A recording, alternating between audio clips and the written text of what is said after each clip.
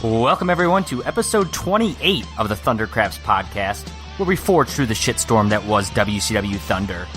I am your host, buying suits from Men's Warehouse, Josh Kaiser.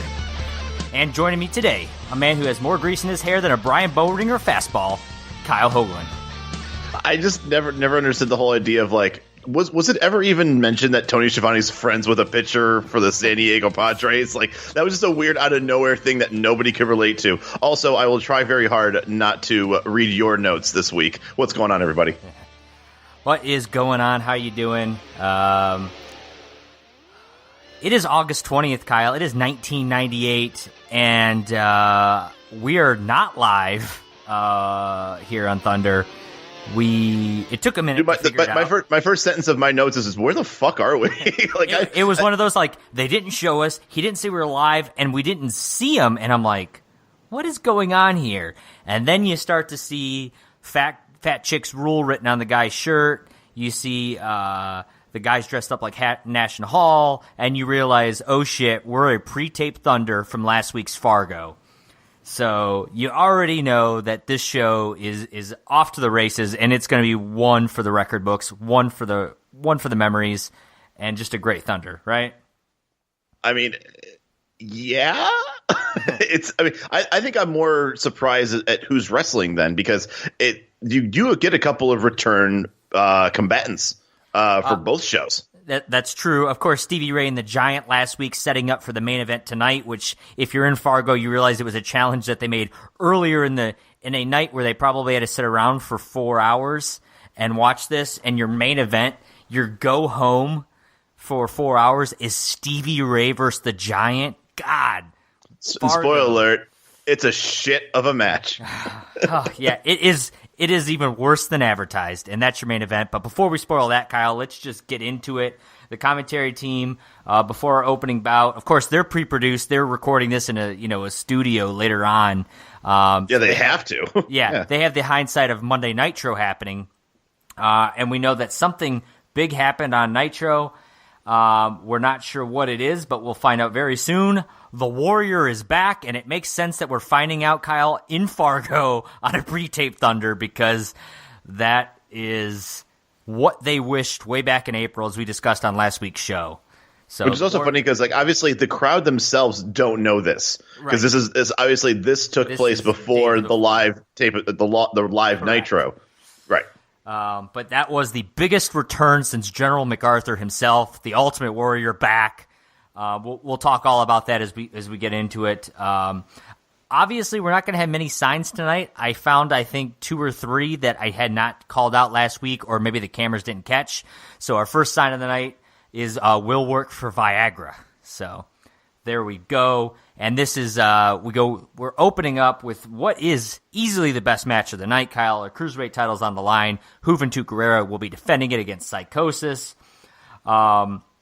The match I thought was pretty good. I thought they looked pretty good together, with the exception of like 1 or 2 small botch spots. Like at one point, I think Juvi was on the top rope and kind of lost his balance and fell, which I think he was intentionally trying to do, but it was before Psychosis actually hit the ropes to knock him off. Well, no, I think the whole thing was you didn't get this. I blame the camera more than anything else, because I think Psychosis does.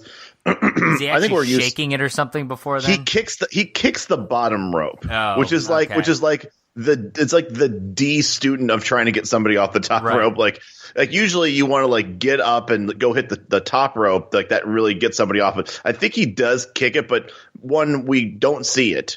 But true. The commentary booth does mention it looked like Psychosis might have jarred the rope with his leg. We are going to go to a commercial break during this, and it's pretty classic because, as they say, the tape machines are rolling. You hear Heenan make a comment about, basically, hey, you guys need anything while I leave? Like as though he was getting up to, get some snacks, something like that. He's improving the fact that they're clearly in a studio. And so when they come back from commercial, he says, you had the diet and you had the regular. So just it was good Heenan work for when you really think about it. Like you said, they're sitting in an office, studio recording this later. So kind of funny. Psychosis is going to hit his guillotine leg drop off the top here, though, Kyle. So you thought maybe he's going to win, but instead he walks around, taunts the crowd for a minute, leads to the slow, lazy heel-like 2-count pin that he did. This is going to lead to Hoovy with the quick 3-count win with the Hoovy driver. I gave it 2 3/4 stars. Easily, like I said, best match of the night. I thought they looked pretty clean and crisp together. And they gave this match a lot of time, and it was one of those, I don't feel like we've seen a cruiserweight match like this in a while on Thunder where you really got some time. This reminded me of a Monday Nitro kind of opening. It didn't for me. I gave it 2.5 stars. It's nothing wrong with the match, I guess, per se, but it did feel somewhat stale. The match started off with both combatants on the ground with a headlock for, I think, once again, I like it when they just go right into it. Like, I feel like I don't want a cruiserweight match where they kind of feel each other out with side headlocks and shit that I'm used to seeing, like Jim Duggan taking on somebody. And so I guess that kind of turned me off a little bit at the start. I did like the pinning combinations that Psychosis was doing. He had a couple nice top rope moves that were pinning combinations. I don't know why it turns me off. Clearly, Psychosis is kind of the heel in this match, but at the beginning of the match, they shake hands, and I'm like, God damn it! I'm still in that mode of good guys, bad guys, and Psychosis has always kind of run himself as being more heelish than anything. And you start the match with them being like, oh, have a good match. And I'm like, I don't want to see that. I really don't, because this is not two faces going at it with each other. The other thing I did like, though, I had to bump it up a little bit, was Heenan totally fucking up the replay at the end, calling the Hoovy driver the 450. Yeah, so that's what I was just gonna say after the match. Of course, Heenan calls the replays with the Thunderburst Slam of the week, and he keeps mixing up Hoovenshoot and Psychosis, and the commentary team's getting annoyed with him. And then he goes, "Oh well, okay, well Hoovy wins with the 450." And they're like, that was the Hoovy driver. So Heenan was really really good in this episode, and he shined throughout this match. After this, Kyle, we're going to get an interview time, of course, Mean Gene Okerlund, which, big shocker, but then you realize when you realize it's a pre-taped show and Gene is standing in front of 2 industrial fans in some, backstage pre-recorded studio somewhere, you understand why. But it was, by the time we record this, by the time you guys hear this, it's a few weeks later. Of course, we just heard the news about Mean Gene not too long ago, Kyle. So it's kind of nice that we're able to sort of discuss Mean Gene here today, given his recent passing. I agree, and it's like I said, it's always good to see Mean Gene. There's never going to be another guy like him that can just turn on the funny, turn on the sass, or turn on just the straight up. He is the one guy that he can be the absolute biggest asshole to the biggest heel in the business, and he'll never take a bump because nobody would touch Mean Gene. Absolutely, and he's out here with Stevie Ray. They're discussing, of course, this main event match tonight with the Giant. Stevie Ray basically tells Gene to shut up and just hold the mic like he's paid for, which I find incredibly insulting because he's a lot more than just a stick man. But Stevie Ray talks about the Giant, how the Giant jumped him from behind. Mean Gene's going to ask how Booker T's doing, and basically Stevie Ray says it's none of your business. And then Mean Gene says, well, maybe with that power of attorney, you can take us out for dinner tonight or pick up the dinner tab. So, again, classic Gene sass and comments here. But an all right overall quick promo from Stevie Ray. I don't know what it is about Stevie Ray that I first of all, I think he is definitely he's like the Rick Steiner of the group, where it's like I don't like him as a singles competitor, but I love him as his charisma is actually, I think, above average. I don't mind him on the mic. I don't mind him carrying a storyline because he's actually halfway.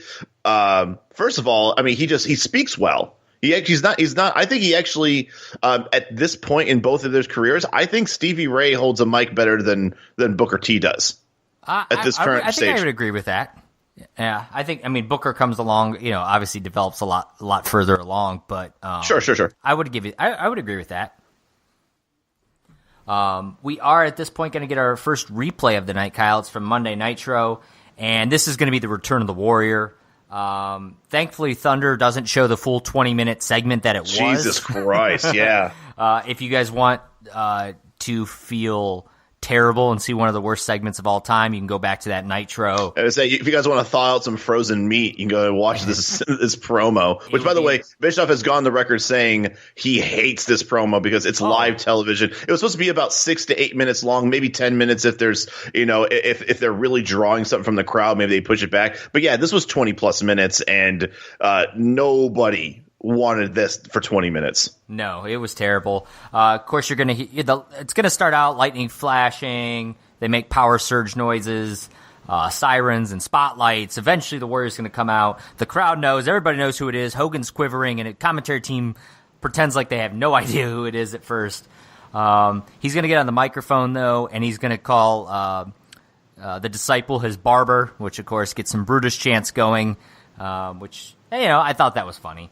Then Eric Bischoff introduces himself, and Warrior says something about basically Eric better pay him his paycheck or something. And Warrior goes on to say, you've beaten giants and other big men, but you've never beaten the Warrior. And a revolution is being launched next week on Nitro, and says same Warrior time, same Warrior place, same Warrior channel, which is incredibly original. And then there's some static on the monitors, smoke in the ring, the Warrior disappears, and thankfully, like I said, we got a 30-second clip, maybe a minute clip here on Thunder, so they really edited the shit out of that, and I appreciate that. Which is crazy considering that they basically gave us everything we needed to know right. in a 45-second bit. Ain't that the truth? After this, we move into our next match of the night.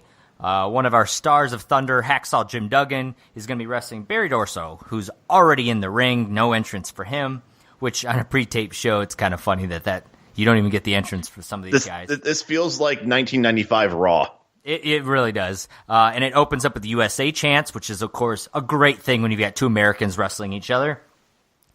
Bobby Heenan at one point gives his best Boston impression, which sounds like which didn't sound like a Boston accent at all. The commentary team is going to basically spend most of this match discussing the Warrior, and says that interim commissioner Piper has a statement on coming up on Nitro next week about the Warriors' arrival and which team he's going to be wrestling on. Of course, this is in the War Games with the black and white NWO, the red and black NWO, and Team WCW. So if you have any thoughts on what team the Warrior might be on, you're probably right. But we'll wait and see what Piper has to say about that. Duggan, Kyle, continues to do the 10 count punch in the corner, and for that I appreciate him. Hey, you give the people in Fargo, North Dakota, what they want. And that's what they want. They want USA chants, 10 count punches, and then, of course, 3-point stance, Old Glory for the win. I gave it 2 stars, which has now typically become my Hacksaw Jim Duggan rating, because his matches will never be better than 2 stars, and I'm never going to let them be worse than 2 stars unless it's just a literal, slugfest of sloppiness. But if he gets his things in and the crowd's hot for it, I'm giving it 2 stars. I can go with that. I give it 1 3/4 stars. Obviously, this was going to be the match where it's a throwaway. The commentator group is going to spend 80% of the match talking about things that are not this match, and then the other 20% was Bobby Heenan talking shit about Bostonians, Duggan's inability to see, the fact that Barry Darsow looks like a roided up Gene Okerlund, which, by the way, I can no longer unsee that. Barry Darsow, you are now known as a roided mean Gene Okerlund, and but no, other than that, I think these guys. I think they've had a match before in the past where I think I gave them. I know at the very least, I know it was. Oh, it was Ray Traylor and Barry Darsow. Right. I think this match was close to that as far as what they're capable of doing and kind of bringing out. I think Darsow is a very good enhancement talent, even at this stage in his career. Also, Bobby Heenan says he knows Ben Gay from way back. So star and 3/4. He also said if you like if you like burnt toast, you'll like Hacksaw Jim Duggan, which again, Heenan just made the show for me. After this, we're going to get Mike Tenay narrating the history of the War Games, Kyle. Of course, they discussed the most convoluted as fuck rules that is the War Games. And then they give us a year-by-year review, so every War Games we've had and what kind of the highlights of each one, which includes Sid powerbombing Brian Pillman, how the Giant basically snapped Hogan's neck one year and killed him, the fake Sting, and Kurt Hennig turning on the Four Horsemen and joining the NWO. Those were some of the highlights. It really didn't pump me up for the War Games whatsoever. But I thought, since we're discussing the War Games at the moment, and that is kind of the next pay-per-view, you mentioned it in your notes, and I thought the same thing. This War Games, they've added a new stipulation, and that is the winner of the War Games. Of course, right now it is Team NWO Black and White, Team NWO Red and Black, and Team WCW led by DDP, all wrestling. And the winner gets a world title shot against Bill Goldberg. Of course, typically with the War Games, a team wins, and in this case, I guess that's not going to be the case, but there's a chance that multiple team members could be the remaining people, so are they just going to battle each other for the world title? It just doesn't make any sense. It doesn't make sense, but obviously the way they're going to get around this is that the ending is going to be one person at the end for one team. I think of it like, you wouldn't put a Survivor Series match in the WWF back in the day where the winning team gets a world title shot. That doesn't make any sense because there's a lot of times where people go 4-0 in a Survivor Series match. There could be a stipulation, and maybe they didn't make it clear enough, and we don't know that the winning. So let's say Hogan's team wins. Maybe it is whoever on Team Hogan gets that pin. Maybe it's just one person. So whichever team gets that pin, submission, whatever, that particular person of that particular team gets the world title shot. And it's not a survival thing. It is just whoever happens to get it. And if you're lucky enough, I mean, I don't know. I guess I think it could be I know it's a missed opportunity because I know it's not what they did. What a missed opportunity that would have been an interesting story to tell with these guys is if a team wins, then the team chooses the representative to become the number one contender, and thus maybe creating like a wedge somewhere. Like I said, if the black and white wins, we already know that there's people in the black and white that want to be world champion, not just Hogan. Sure. And let's say if Hogan, they'll say Hogan, Giant, Bret Hart, or something like that. All of which would love to be the world champion. If they end up winning, and then all three of them are like bickering to see who gets to go and take on Goldberg. No, absolutely. Speaking of the black and white, that's our next interview with Mean Gene, and it's Bret Hart. It's something about seeing Mean Gene and Bret Hart in a backstage interview just brings back the nostalgia for me. You find out that Bret Hart and Hogan are two of the three men that are going to be representing Team Hollywood in this War Games. Gene's going to ask him who the third man is and promises he won't tell anybody. Bret Hart says, "You won't tell anybody because I'm not telling you." And he says basically it'll be a mystery until they decide to share the information. But I will give Bret credit because, of course, they're talking about the world title and how the winner gets that world title match. And Bret basically says, I'm here to win the world title and be the world champ, but I'm very proud to be a two-time United States champion. So he did sell the United States title. Also, I laughed at the fact that he's a two-time champion when he won the title and lost it in a week. And then won it back 3 days later. Right, exactly. And then he basically says he calls out Bill Goldberg, which Gene reminds him he doesn't like being called Bill, just Goldberg. And Bret turns it around and calls him Bill one more time. So really digging in deep there with the what a heel turn that is. Right. After this, we get another segment in the backstage. This time, Mean Gene with Mongo McMichael. So not quite the caliber of superstar that was Bret Hart, but we're going to get Mongo in here. Of course, Mongo has a match tonight with Kurt Hennig, and it's a match he's been waiting for a very long time. It's his revenge. He's been waiting to get his hands on Kurt Hennig since last year's over a year. Yeah. And this is where Mongo and Mean Gene discuss the fact that Rick Rude does not actually buy Armani suits, but in fact Men's Warehouse, and he's a fraud, which I don't know. I mean, I think Men's Warehouse suits are nice. Sue me. I mean, we're not, we're going to suit you. How about that? There you go. And then Mongo says he's basically going to sling Kurt so high in the air that he might hurt his butt, snap his neck, pop his spine, etc. So I like the order in which he did it. Like, it might break your neck, snap your back, and break your butt. I like that order of events. Right. Next, we get Bryan Adams, accompanied to the ring by Vincent, of course, wrestling a cruiserweight because that's all the NWO members seem to be doing here. In Dean Malenko. And this is a very, very strange choice, too, by the way. Dean Malenko. Like, if you want to squash somebody, you don't pick Dean Malenko. No, it was one of those things that I look at it on paper and I said, this match will not end cleanly, I don't think. And Hoagie, you actually transcribed exactly what Heenan said in reference to the big man versus the little man. So why don't you go ahead and quote Mr. Heenan, who is on fire this entire show. So, he basically tries to sell this idea that Dean Malenko, who's a pretty short-statured guy versus this gigantic man of Bryan Adams. And Bobby Heenan, my God, he says, and I quote, they always say that a good big man can beat a good little man, but a good little man, if he gets the good big man down, and the good little man, if he's smart, will take his little feet and kick the big man's head off. Which makes sense, but I just love that they just let him keep. I can just see him just rambling until he finally gets to his point. I'm telling you, that Heenan was easily the best part of this show. I think it helps that he has the material already. He's not going off the cuff. He's great off the cuff, but he has time to build the material. He's unstoppable. He also asked during this match, "What does Vincent do?" Which is a great question. What does Vincent do? He does throw a couple punches in soon enough in the match. And at one point, Tony actually says Heenan adds nothing to the match, which I disagree vehemently about because Heenan adds everything to this match and the rest of tonight's show.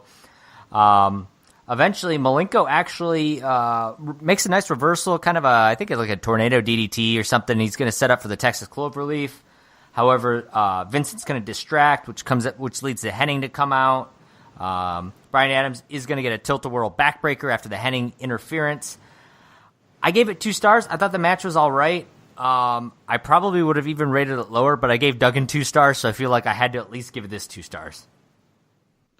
And I think I did like this match a little bit more as a quality than the Duggan match, just because I think these guys actually paid a little more attention to calling the match a little bit. I gave it 2 stars, but I feel like I had a lot more bad than good to say about this.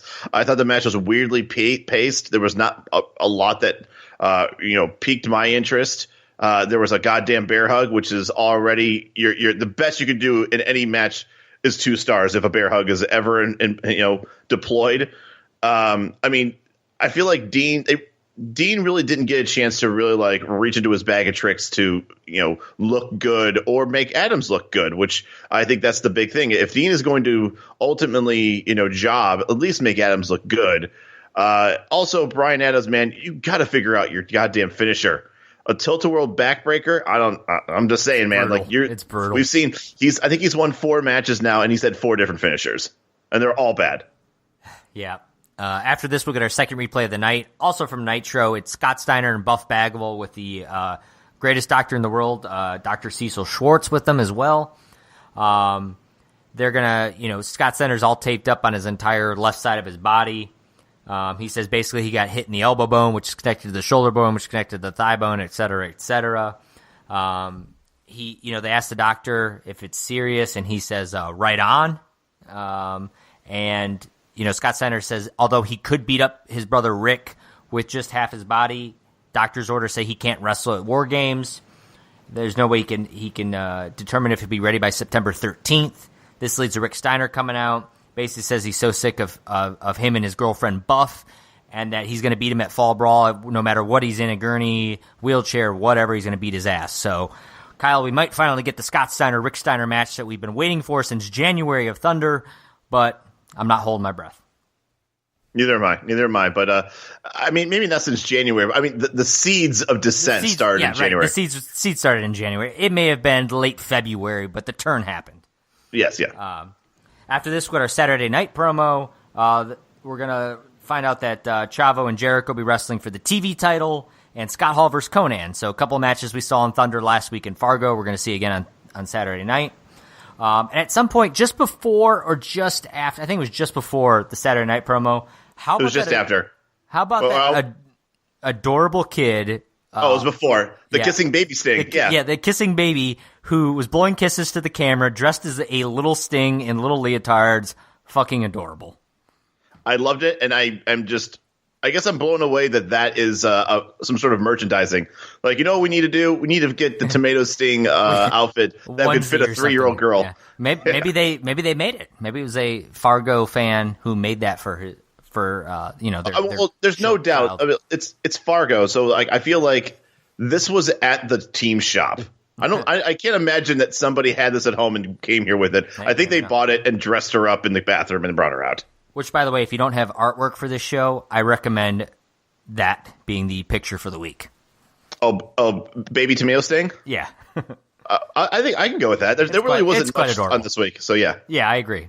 After this, we've got a third replay of the night. Of course, it's from WCW Saturday Night. What? Wait, what? We got a replay from Saturday Night? On a pre-taped show from Thunder, we're going to get a replay from Saturday Night. I got to say, this might be a first and very unexpected. Which is crazy because the replay is actually very rich in the storyline of the block. Yes, that might be even the more surprising part, is it actually has a lot to do with story. So the entire flock's in the ring. Raven's in there ripping into all of them. He says he basically gives to them and they continue to hurt him. He's repaid by repaid by scorn and selfishness from them, calls them ingrates. He says, who took you in when you were blind, Scotty Riggs? Who took you off the streets, Kidman, etc. Says Horace disgusts him most of all. Tells Horace to get out of his sight. And then out comes Saturn, basically telling him all, tells Raven to shut up. Says that Sick Boy has a promising future in wrestling. Cue the laugh track. Then he challenges Raven to a match and basically says if he beats Raven, the flock is freed, which I think the flock had already been freed once before by Raven himself, then hired him back. It's been a very weird story. Raven, of course, says, I accept your challenge, but it's not happening here on Saturday night. We're going to make the fans pay for it at War Games. So we now have Saturn versus Raven at War Games, Kyle. The match was set on Saturday night. How about that? I mean, it's very, very awkward and weird because no one popped for it. Like, everybody was kind of sitting there thinking, like, oh, we weren't ready to, like, care about anything for this show. We didn't think anything of note would happen at Saturday night, but here we are. And also, here's the weird thing about it. Like, I think we know what happens in their match, but we've been talking for a while about how Raven and his storyline is not actually a storyline. Raven's whole, like, career in the past year in WCW has been just wrapped in so many different wrestlers' stories. Like, and you have the flock in general. You've got, like, the emergence of Reese, which, by the way, I don't know where Reese is nowadays. Then you get DDP. Then you have Canyon, or formerly Mortis. Then the whole Saturn leaving the flock and then trying to free the flock. And then the whole Riot Squad. Like, Raven has been one of the busiest people in WCW, and I feel bad for him because there's no way for Raven to get over much from a title perspective, because he's so interwoven in so many other unimportant wrestlers, let's just be honest, careers, other than maybe DDP, that really Raven doesn't really get much of. He gets a one-day title run, who just hands it over to Goldberg on that following Monday. He was just a transitional champ there for sure. Right, and I don't remember if Raven ever gets another title or really title shot in WCW. But I don't know if he necessarily needs it. Like, you just mentioned how many different stories he's carrying, and I mean, Raven is in many ways is in many ways carrying the mid card, right? The mid to lower card. He is definitely interwoven in all of it, and is a crucial part to all of that. He is like the quintessential enhancement talent that actually wins matches. Right. Yeah. I think he's a little bit better than enhancement talent, but well, you know what I mean, though. Like he's there to actually make everyone else look better and get better. Like, right. You know, his whole interesting at the same time. Like he gives purpose for a lot of people. No, he catapults Canyon's career. He catapults Saturn's career. I think he, honest to God, legitimizes even more DDP with their rival. I'm not saying DDP wasn't there, right? No, but it's probably one of the best feuds of the year. Yeah, I agree with that. It's got to be at least up there with Public Enemy versus the Dancing Fools. Anyways. I mean, no. That's a totally different tier, man. Like no one touches Public Enemy and the Dancing Fools. Fair enough. After this replay, we cut right into a match. It was the most abrupt. All of a sudden, I'm like looking down. I'm like, wait, did I miss something?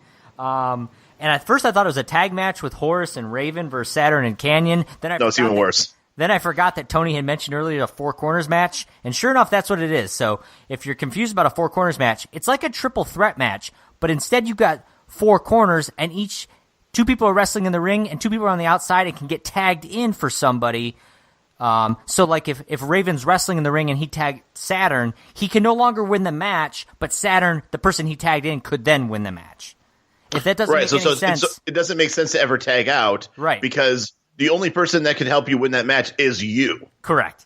So leave it to WCW to have a match that makes absolutely no sense, which commentary team time and time again during this match basically says as much as like, we don't understand what's happening. I love the commentary. They do this all the time. In any match where it's just like complete chaos, they almost like corpse it the entire time. They don't know how the hell to even call the match. I think the Public Enemy versus I think it was Riggs and Sick Boy, their little like hardcore match, and they were just like in spots where it looked like it would be like painful. It's a hardcore match. They're getting hit with chairs and broomsticks and toilet seat covers, and they're just laughing and having a good time. They're not throwing any weight on like, oh my God, this is brutal violence. Yeah. But in this match, it's kind of similar. Like they don't know who's the legal man. I don't know who the legal man is. I'm sorry. Let me rephrase that. I definitely know who the legal man is, and it doesn't matter. It's never correct. Yeah. I mean, as far as the match itself, there is a good spot. Raven does 3 Russian leg sweeps in a row. I mean, that was kind of cool. He at one point he's basically beating the shit out of Canyon and controlling the match. So naturally he tags Saturn in, so Saturn could take over to possibly win the match. At one point Saturn tags in Horace, and then just decides to stay on his side of the ring. So you got 2 people on the same side of the ring. And then at one point Tony says, "Stay with us, fans. This is confusing." I agree, Tony. You get the classic spot where Horace goes to the top rope for his splash. That is a 2 count that is broken up by Saturn, who tagged Horace in. Yep, that was my favorite part. He tags in somebody and then breaks up the pin by the guy he tagged in.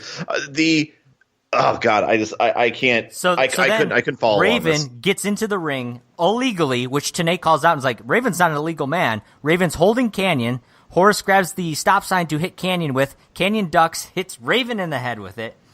So then Saturn and Canyon are both knocked out. Horace leaves the ring. Horace was the legal man. Leaves the ring. There's a near 10 count between Raven and Canyon after the stop sign shot. Canyon gets a near 3 count as he rolls over onto Raven. Raven kicks out at 2. Raven wasn't the legal man and kicks out at 2. So then we get Saturn's about to get tagged in by Raven. He moves his hand so Raven can't tag him in, and then tags Canyon so he can attack Raven. This is literally the only part of the match that I loved because that made a lot of sense to me. Saturn wants to beat the shit out of Raven, so Raven's trying to tag him. Saturn says, "No, fuck you, I'm going to tag Canyon, so now I can come in and beat the shit out of Raven." Made a lot of sense. Literally the only part of this match that makes any sense to me. He also hits a big splash for a 2 count, which looks 100 times better than Horace's. I feel like I'd be embarrassed if I was Horace that Saturn in the same match outdoes me with the splash. Saturn's going to punch Canyon, which the ref's going to call a tag, which again, I guess this is another good spot because technically that was a tag and that's not what Saturn meant to do. So, okay, all right, I can get with that. So Canyon is then going to give the electric chair of Saturn onto Raven. Good spot. He's then going to do a flapjack. He's going to get a 2 count because also known as a flatliner if you're Liam Marshall. Yeah, right. So Horace is going to break that up so Raven does not get pinned. Then there's a flatliner for Horace. So then Lodi and Riggs, after that flatliner, they pull Canyon out of the ring. Saturn basically catapults himself to the outside. And Horace, who was not the legal man, gets an even flow for the 3 count. Whew, what a convoluted fucking mess of a match. 1.5 stars. I thought the wrestling involved was good. But the match made no sense. No legal men half the time. Fucking 4 corners is bullshit. You have to do a fatal 4-way. You can call it a 4 corners match, but have all the wrestlers in at the same time, because this tagging in and out bullshit makes no sense. They've done this before. Remember Hall and Nash as the Outsiders with the tag titles. It was like a triple threat or it might have even been 4 tag teams. And it's like whatever teammates were tagged in at the time could wrestle. And it was like, well, Hall will just pin Nash because they could both be tagged in at the same time. A lot of times WCW doesn't think it all out, and it makes no fucking sense, and this is another one of those times.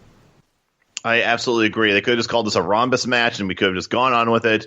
I gave it 1.5 stars as well. I hated this match. There was no structure. There was no purpose. It was chaos for the sake of chaos, and not even Kenny was there for it. And after all that fuckery, the ending was actually what killed me, because I agreed towards the end when it really started to ramp up, and I'm like, holy shit, even though it's getting chaotic, I'm enjoying the content at the very least. It started making sense a little bit. Right, yeah. I always laugh at the idea that punching somebody in the face is considered a tag in this match. Right. But I mean, it logically makes sense, because you're making a contact with that person, and you would punch him in the face because you want him out of the way because you don't like him. So I can understand that there. So like that part, psychology wise, like actually made sense for the match. I agree, but what didn't make sense in the match is after all of that really exciting. Here's what I thought. The moment that Saturn did that springboard to the outside, right, when the flock was kind of fighting with Canyon on the outside, all I thought to myself was like, oh, God, please don't tell me that Raven just even flows Horace and this match is over. And that's literally what happened. I was so mad. What an unsatisfying end. Like, I would have loved it if the ending was a little bit chaotic, like a quick pin, or just something where like the crowd was not popping. The crowd was so confused. Canyon hit the flatliner on Horace, and Canyon had to get up and like pump to the crowd to try and get some sort of pop from it, because I think no one knows what his finisher is anyways. And it's just like it was just a really weird match. And the reason why I rate it so low is because listen to the crowd. The crowd could not fathom what the shit they were watching. So if they can't stomach it, and they really don't find much of a reason to be entertained by watching 4 guys in the ring and 4 guys on the outside kind of like kind of vulturing around and waiting for them to do something, it's not going to be an enjoyable experience for anybody. So 1.5 stars. After the match, we get another Mean Gene interview here. I think it's the last one of the night. He'll be interviewing the Giant. The Giant basically thinks that Stevie Ray's win of the TV title was bogus, but he does appreciate the moxie behind it. So you can see that, there's some, the Giant could see himself doing a despicable thing like that. But he says one thing he doesn't appreciate is the fact that Stevie Ray's been running his mouth about the Giant, and he doesn't care where Stevie Ray's from, whether it's Harlem, Winnipeg, South Carolina, Florida, et cetera, and says he's going to close the gap, not between Stevie Ray's teeth, but between him and Stevie Ray's throat, basically referring to the choke slam. After that, we get Kurt Hennig, accompanied to the ring by Rick Rude, wrestling Mongo McMichael. And this is where we're going to get our last 2 signs of the night. The first one says, "Me and Mongo beat Goldberg," written on a marker board. And the third sign of the night says, "Goldberg fears Abdullah the Butcher." So nice to see Abdullah the Butcher getting a shout out. I was saying, if you know who Abdullah the Butcher is, Goldberg probably should have feared that maniac. Right. We all should, really. As for this match, hell of a headlock by Mongo, wouldn't you say, Kyle? I mean, it's about as strong as a Randy Orton headlock. But then again, if you put Kurt Hennig in anything, Kurt Hennig is going to dial that shit up to 12. That guy sells like Dolph. It was quite animated. Mongo is also a very grunty, loud individual, making a lot of noises in this match. Very Scott Steinerish. When Kurt gains control, he's going to work the leg systematically because he just continues and also that's all he does. Yeah, pretty much works the leg. And at one point, Mongo's going to basically hit the Rude Awakening and look at Rude with it, which was kind of a nice little shout out. Then he's going to hit some 3-point stances. Rude's going to hit Mongo in the back with a steel chair. Here comes the heading plex for a 3 count, but no wait, disqualification, Kyle, because D. Malenko's going to run in for the surprise DQ finish. I gave it star and 3/4. The match was okay. The ending was an expected disqualification finish, but I will say an unexpected D. Malenko sighting. I gave it a star and 3/4. This match was very boring. I think all I had on the notes here was Henning drop toe hold, and he works the leg. Henning works the leg. Henning works the leg. Mongo sells none of that shit and then hits a net breaker. So there really wasn't anything to go home with this about. It was a very short match. I saw this DQ finish a mile away. I was a little bit surprised that it was D. Malenko, like that Mongo won. Or I'm sorry, Mongo lost by DQ. That I didn't see coming. I didn't see this match ending cleanly. So that at least makes sense. Then, Kyle, you hear that explosion, the pyros. It's our main event. Fargo's been sitting around for 4 hours. Actually, I really hope that the way this show worked is this giant Stevie Ray match was like in the middle of the night, and the Bret Hart Lex Luger for the title actually closed the Fargo show down. But oh God, I hope so. Now you think about that, yeah, that would be sucky if you sent everybody home with Stevie Ray versus a Giant. Yeah. Before the match starts, we're going to get our last replay of the night. This is from Nitro. I think this past Monday. Looked like there was a triangle match between Chavo, Stevie Ray, and Jericho for the television title. And the Giant's going to interfere. He's going to choke slam Stevie Ray. Everyone's knocked out. The ref's going to start a 10 count. As Chavo's getting up, Jericho's going to pull the ref down, which Chavo then falls out of the ring. Jericho's going to end up winning the match with the 10 count to remain television champion. And that's our replay. Which, by the way, hold on. Let me also say something real quick. If you're on the outside, you can't be counted out. Yeah, you're not part of the 10 count anymore. So that should be broken apart. That doesn't make sense. No, nothing. We just talked about a 4 corners match that had made no sense. Are you going to think that this has any reason to make any more sense? No, I get that, but still, like, I didn't even think at first. I thought to myself, like, oh wow, what a smart move by Jericho to win. But then the moment you started talking about just now, like you explaining it to me, what I already knew, then just lit another bulb. It was like, wait a fucking second, right? Chavo was still in the match. Yeah, I don't get it at all. I assume it was a triangle match with Chavo, right? Like, yes, he was because that's why Jericho did the distraction. So yeah, who the fuck knows? There's a lot of discussion here, though, about Chris Jericho and potentially joining the NWO. Is that why the Giant helped him? There was a lot of talk. I know Jericho's mentioned on his podcast before and possibly even in his book that Bischoff wanted him to join the NWO and said that was going to be his next big push was to join the NWO. He ultimately declined because he thought he'd just be another number in the NWO. And I have to agree with him. It was a smart decision for him not to join the NWO because he would have been a Bryan Adams in there, right? I mean, it would have been a joke, and he wouldn't have been able to be himself. No, it's true. No, what ended up would be happening is at the very best, he might have been like he's not big enough though to have like a valley with him. He'd be like a Buff Bagwell, Conan or something. Yeah, I mean he's the Conan of him and Conan become feuding between the black and white and red and black. Yeah, I feel like they would put him to being like a hype man for somebody else, which would be a complete shame. Yep. So smart move on him. As for this match itself, by the time they both make their entrances and get in the ring, the Giant, of course, accompanied to the ring by Super Sexy now, Scott Hall. So I love he keeps changing his name. By the time they both get into the ring, there's about 3 minutes left on the show. They wrestle for about half a minute. Giant's going to drop a choke slam. Hall's going to get into the ring and kind of slap Stevie Ray around. That's enough for the ref to say, I've had enough. Well, hold on. First of all, no, the best part about this is that Stevie Ray hits a bicycle kick to the Giant, which takes Giant down to a decent pop to the crowd. Hall comes into the ring and is hitting Stevie Ray, and then Stevie Ray starts beating up on Hall. Mark Curtis is totally fine with this. Everything's fine there, yeah.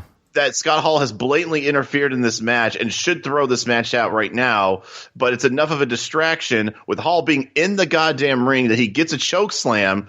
After the choke slam, Scott Hall just like kind of points his finger at Stevie Ray and goes like, suck on that, and that was just too much, and Mark Curtis had to call for the bell. Those words are too much. Mark Curtis is not like that. Or what did he call him? Like it was almost like Heenan made a Harvey Whippleman reference, but he called him like Harvey Whipple or something like that. I think he said Mr. Whippleman or Mr. Whipple. Mr. Whipple, yeah, something like that. The rest of the NWO is going to come out at this point. They're all going to kind of slap and kick around Stevie Ray. And that's your show. No saving at that point. No, you thought maybe that would be a good time to have Goldberg clear the ring or, bring down some of the red and black. Or, maybe the return of Booker T. That would be a time for him to save his brother. Nope, none of that. Just the NWO slapping around Stevie Ray. And that's how we close out the Fargo extravaganza here at Thunder. Kyle, what did you think about this week's episode? I weighed all together. It wasn't a very good Thunder. You had in my eyes, a good but meh cruiserweight match, a chaotic and confusing as shit four corners match, and the rest were just straight up throwaways. Minus, I can't believe I'm saying this, the Hacksaw Darso match, which the commentary booth used as an opportunity to talk about other stuff in the world of WCW. You had a decent amount of recap, which I guess was a bit refreshing because I feel like the last couple of shows we really haven't seen a whole lot of good recap. We actually had video on this one, not like stills, which I guess helps because Saturday night. I mean, you had more time for it because this was pre-recorded, I guess, and maybe they had time to actually put real video on this.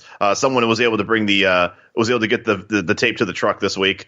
Last week's show was very wrestling heavy. I think there was 11 matches or something crazy last week, and then this one was 6 matches. So it's one of those things where how are you going to fill up the time? So the recap was much stronger on this particular show. It was also my assumption that the commentary booth was doing their job commentating over an already recorded material. Clearly, like at first, I wasn't aware of that until I started realizing that this was Fargo. But once again, they're talking about a Nitro that they're trying to talk as if this is a Nitro that happened 3 days ago. And I think that the commentary did a good job because they were able to preemptively kind of have material, and that's where Heenan really shined in this particular episode.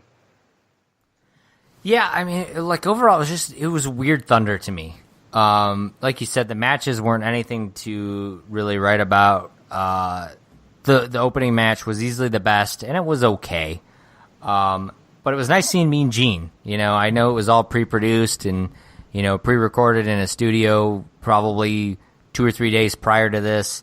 But it was just nice to see him, especially on, here we are just shortly removed from his passing. So nice to see Mean Gene. Nothing really happens from the story standpoint, so it was like a filler episode. It was like one of those when you're watching a season-long show, and it's 22 episodes, and you just like that one episode that happens in the middle of the season that has nothing fucking to do with the rest of the show, and somebody could sit down and watch and have no idea who any of the characters are and can kind of get through the episode. That's kind of what this was. But that said, the ending match was terrible, and I'm glad that it's over. Much like this podcast, Kyle. So if you guys have not yet subscribed, what are you waiting for? Go hit the subscribe button on whatever your podcast listening devices is. Leave us a review, 5-star rating. It really helps us.